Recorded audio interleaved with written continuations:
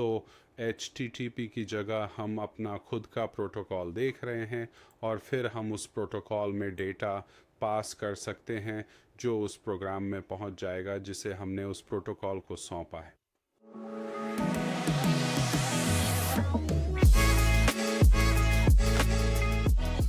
हाय consulting जो यहाँ एक और वीडियो के साथ, और आज हम प्रोटोकॉल और अपना खुद का कस्टम प्रोटोकॉल कैसे बनाएं इस पर बात करने जा रहे हैं। तो यहाँ मेरे पास एक उदाहरण है कुछ ऐसा जिसे मुझे बिन स्थान लेबल प्रिंट करने में सक्षम होने की आवश्यकता थी। एक वेयर हाउस और मुझे उन्हें जेब्रा लेबल प्रिंटर से प्रिंट करना था, लेकिन यहाँ से सीधे प्रिंट करने में मेरी समस्या ये है कि ये लेबल प्रिंटर से साफ़ सुथरे नहीं निकलते, तो आपको एक GPL स्क्रिप्ट का उपयोग करना पड़ता है जो कि जेब्रा लेबल प्रिंटर से बात करने के लिए विशेष कोड का उपयोग कर ये लेबल बनाने के लिए मैंने ऐसा किया।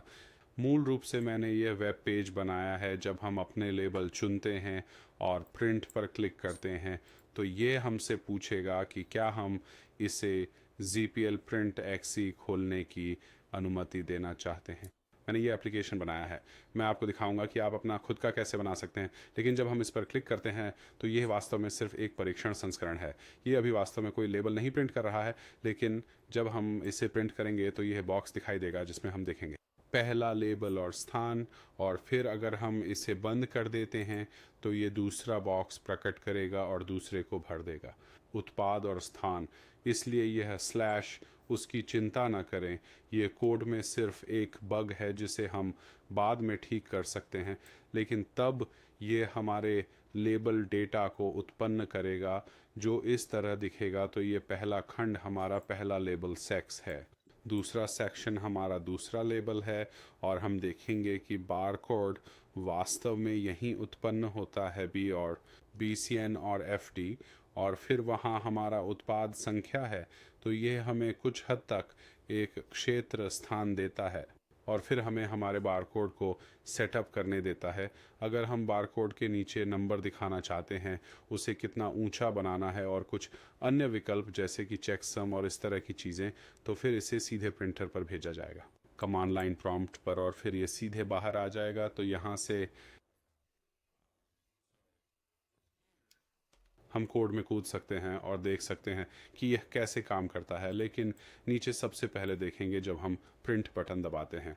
हाँ, हम GPL प्रिंट :/ का अनुरोध कर रहे हैं, इसलिए HTTP के बजाय हम अपनी खुद की कस्टम प्रोटोकॉल देख रहे हैं, और फिर हम उस प्रोटोकॉल में डेटा पास कर सकते हैं जो हमारे द्वारा असाइन किए गए प्रोग्राम में रूट हो जाएगा। उस प्रोटोकॉल को देखते हैं कि ये कैसे काम करता है। तो देखिए मेरे पास यहाँ क्या है, हमारा फोल्डर है, तो मेरे पास एक C:/ है। उस फोल्डर में CPL प्रिंट में मेरे पास मेरा टेम्पलेट है और मेरे पास एक EXI फाइल है, साथ ही समस्या निवारण के लिए एक लॉग भी है। तो यहाँ की शुरुआत में हम देखेंगे कि रजिस्टर की सेटअप के लिए जोड़ी जाती है। तो कुछ रजिस्ट्री कीज हैं जिन्हें इन स्थानों में डालना होगा, और ये Chrome, Firefox, Internet Explorer, Edge, आप जो भी नाम लें, के साथ काम करने की अनुमति देगा।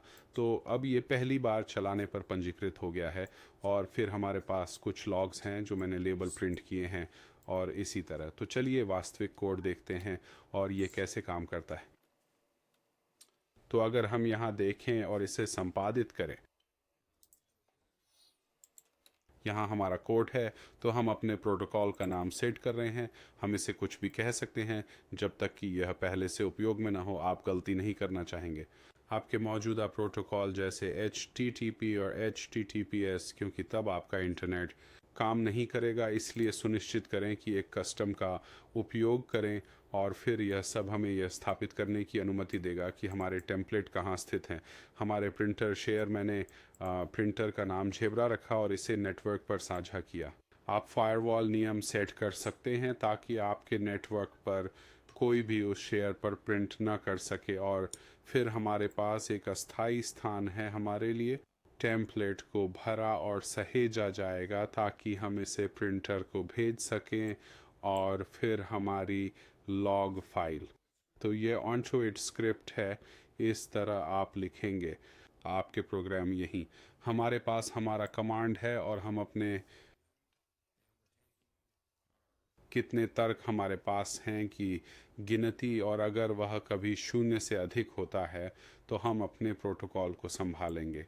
तो अगर हम नीचे जाते हैं, यहाँ वह कोड है जो उस प्रोटोकॉल को रजिस्टर करता है, वैसे और सभी रजिस्ट्री कुंजियाँ जो दर्ज की जानी चाहिए, और फिर यहाँ प्रोटोकॉल इन्वोकेशन को हैंडल करना है।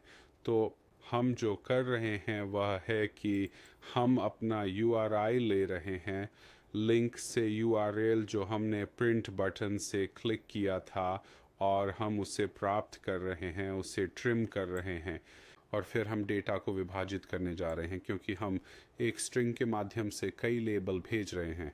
तो हम इसे सेमीकोलॉन के साथ विभाजित कर रहे हैं, और फिर हर लेबल से हमारे पास हमारा उत्पाद नाम और स्थान होता है, इसलिए इन्हें फिर से कॉमा द्वारा विभाजित किया जाता है। तो यहाँ से हम उन सभी लेबल्स को लूप करते हैं, और फिर हम हमारे एरे डिस्प्ले को डालने के लिए कर रहे हैं। सभी डेटा के साथ हमारे पास सभी लेबल्स की एरे होगी, और वहाँ से हम प्रिंट करेंगे। लेकिन यह दिखाने के लिए एक परीक्षण एप्लीकेशन है कि डेटा वास्तव में प्राप्त हो रहा है। तो यहाँ से अगर हम वापस जाएं तो हम प्रिंट बटन दबा सकते हैं और हमेशा क्लिक कर सकते हैं यदि आप जानते हैं कि सब कुछ सही है और काम कर रहा है और आपको कुछ बदलने की ज़रूरत नहीं है। लेकिन मैं इसे छोड़ देता हूं, और बस दिखाने के लिए कि हमारे पास वे लेबल हैं और फिर वह कोड उत्पन्न हुआ है। तो अगर आप वास्तव में देखना चाहें, यहाँ टेम्पलेट है, ये जेब्रा लेबल प्रिंटिंग के लिए टेम्पलेट है। तो हम एक लेबल सेट करते हैं, हम लेबल समाप्त करते हैं, हमारे पास बार कोड की जानकारी है, और हमारे पास एक स्थान है जिसमें एक टोकन है जिसे हम अपने टेक्स्ट के लिए बदल सकते हैं, और फिर एक दूसरा टोकन है जिसे हम अपने पार्ट नंबर टेक्स्ट के लिए बदल सकते हैं।